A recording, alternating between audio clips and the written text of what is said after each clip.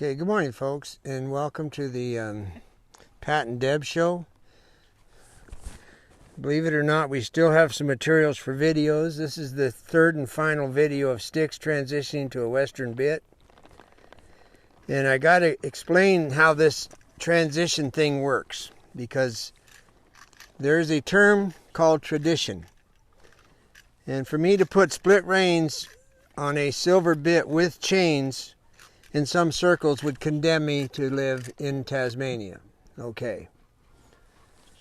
I would like to explain why I do it. The first thing you got to know, if you want to talk about tradition, in the mission days, in the early days of the Californios, which I try to emulate, except I don't have any grizzlies to rope, there were no snaffle bits. Okay, now let's jump ahead 170 years or whatever it is, and I have come up with a way that works for me to show people that have been plow reining their horses around for 15 years because their horse is 17 and tell me they want to ride Western, so I would like to transition the horse. Okay. I ride with a flat hand. Now, if you ride with a Ramal rein, there is a way to do this. And the way it's done is people stick their fingers between the reins to help the horse understand what they're doing. Okay, I prefer a flat hand for a couple reasons. One of them is, the simple one for me, if you do the math, my hand is a little over 4 inches wide, and with my thumb it equals out the same width as the bar across the bottom of the bit. So now when I hold the rein and I move my wrist, I in fact can pick up on one side of the bit or the other. I can do it with a closed hand, and it's a clearer signal than just putting one finger down there. Now, for those of you that have cowboyed for a really long time are about to relate what I'm going to tell you. The other reason is because my hand doesn't work like normal people. Our genetics in our family, everybody cuts some finger off. I have got 10. They're not all that good, but I've got 10. At a reunion, the Pucketts never shake hands because then you're stuck. So this is why I don't try to make one finger work or the other. I'm bringing this to you to visit with you, not to whine about my amazing hand, but because I got an email, justifiably. The man wanted to know why the split reins. Well, this is why the split reins. I feel like I can present this better and get it done quicker. Okay, moving right along. The figure 8 loop. The guy got a hold of me about the figure 8 loop. Now the figure 8 loop, you got to understand, is one of the 20 shots that come from the old Californio days. It also wasn't just a Californio thing. There's cowboys that know how to take a rope and throw it, and they would catch the horns, and the end of the rope would turn into a figure 8, and the front feet would go through it. Then he would dally, and the steer would do a somersault. It's called bedding them down. Okay, moving right along.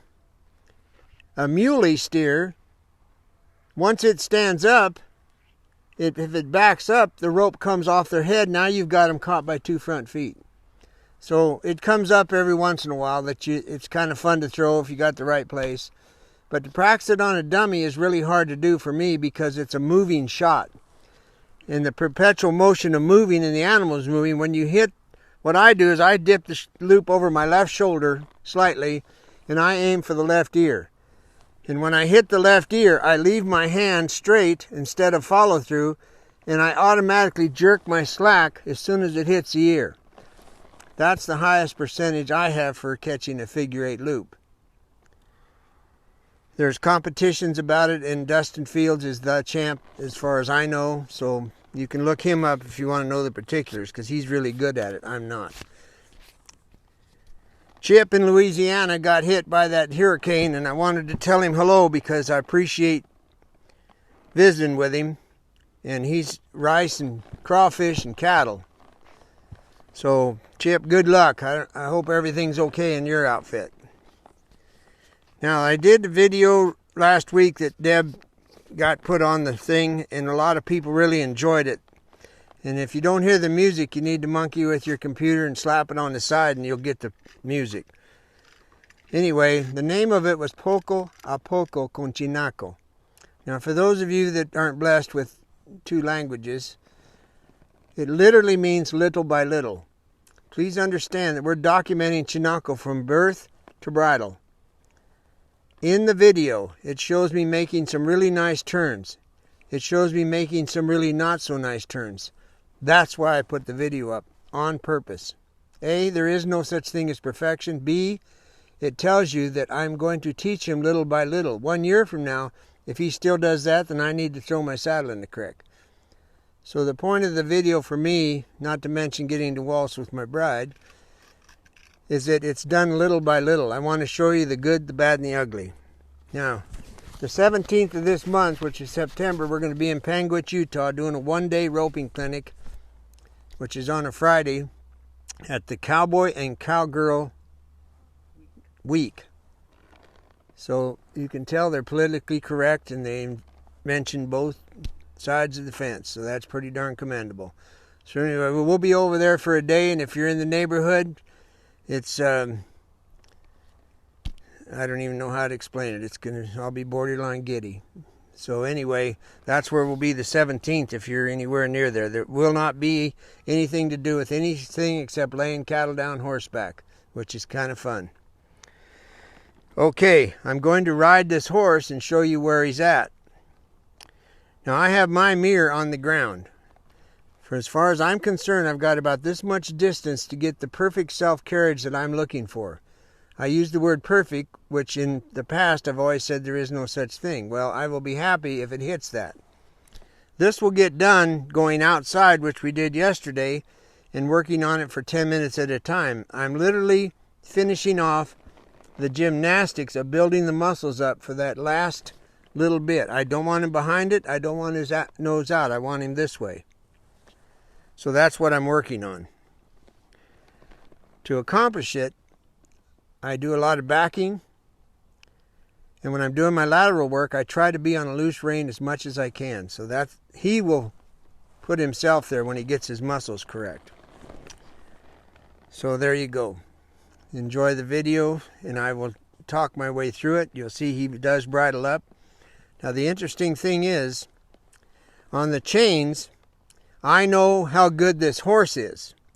So I put the chains on now so that when I get my Ramal reins on and those chains move, he justifies the chains. If that makes sense to you, because I'm preparing him for Ramal reins. So I will ask him to walk backwards, and I will look at my mirror on the ground, and I can see where I want to be.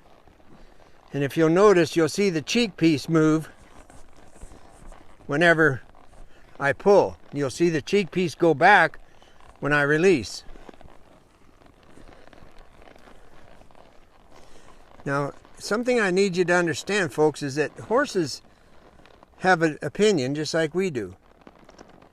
He knows exactly how to do what I'm asking him. All I got to do is wait for him to say, okay, I got it. Well, he's already got it. He just needs to tell his feet to go ahead and move. I'm asking him to walk backwards. I shouldn't have to pull. I want to do this on a loose rein. If you watch the cheek piece, you'll know when I'm not pulling. If he gets too low with his skull, I just raise my hand. So the backup is the #1 key for me to make the bridle. Now, the lateral work is simply me cueing him the way I've taught him. I will say, excuse me, right shoulder, left foot, stepping over. Now, when I get into lateral work, you got to know that the reins get shorter because the horse gets into more collection.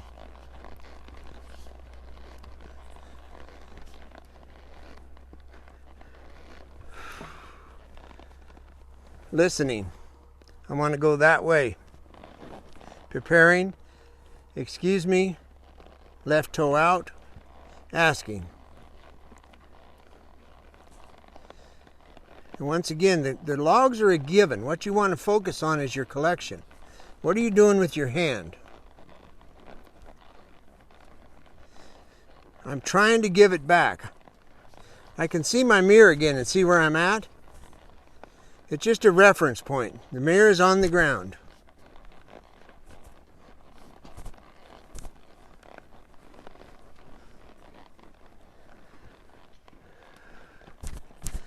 This just takes time. Now, if I need to, right here, if I want to drive the front end through there, I'm going to take my hand and I'm going to turn it, my wrist. And that helps him point his nose the direction I want to go. I put pressure on that side of the bit. That's how much help I give him. Now I straighten my hand out and I'm ready to go again. So please try this with your horses that you're transitioning. When I can do my lateral work and I hear the cricket, I've made another step with this horse. This horse, you can literally have a conversation with him through your body. And he has a conversation back through his body. All you have to do is listen to each other. Thank you very much. So that's the rapport, that's the future, that's where we're headed with this horse. I feel very good about him and he's going to bridle up really nice. Thank you.